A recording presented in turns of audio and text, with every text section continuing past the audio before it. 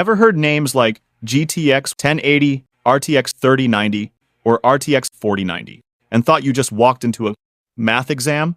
Don't worry, this isn't algebra class. This is Nvidia's crazy lineup of graphics cards. Explained simply. GTX 10 series. The GTX 10 series came out in 2016 with Pascal architecture. Basically Nvidia saying, here, have performance without selling a kidney. Cards like the GTX 1060, 1070, and 1080 were game changers for performance. They brought serious 1080p and 1440p gaming power, and the 1080 Ti was the GOAT one of the best GPUs ever made for its time.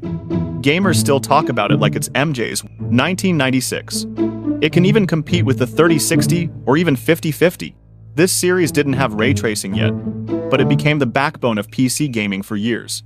RTX 20 series.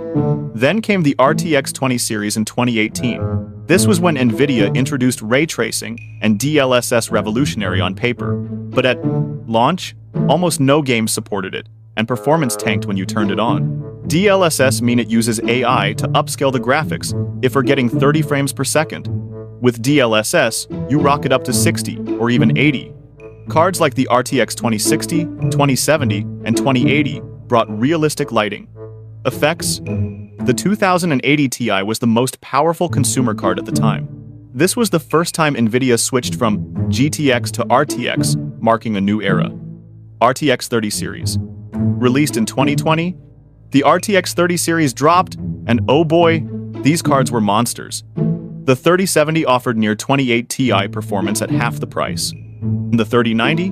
Basically a flex card for anyone with too much money. Gamers were hyped until reality hit. The GPU shortage.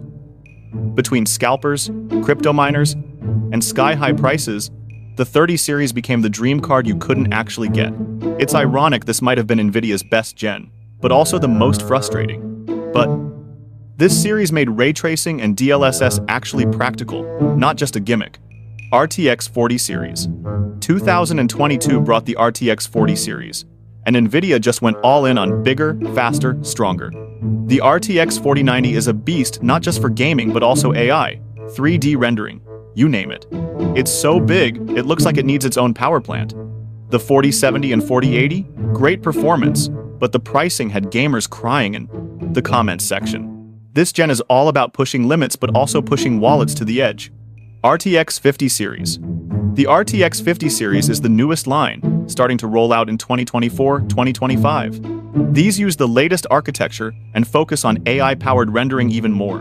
Nvidia is aiming for efficiency, higher performance, but it's a black hole for power usage. You have to get a 1,500 watt of PSU for these cards and a powerful CPU to avoid bottleneck.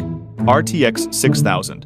Nvidia's professional cards. Not every Nvidia GPU is for gaming. They also make workstation GPUs like the Quadro line and the RTX 6000 series.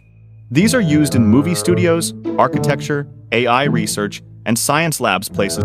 They cost $10,000 to $15,000 each, making 5090 look like a baby in front of it, and while you can game on them, they're overkill for anything outside professional work. Now after all of this, if you're thinking which GPU you should buy, I got you. You gotta focus in the last number of the GPU. Avoid any GPU that end with 50, like 3050 or 4050. And remember, 3080 beats 4060 or 4060 Ti. I hear Ti is just more VRAM.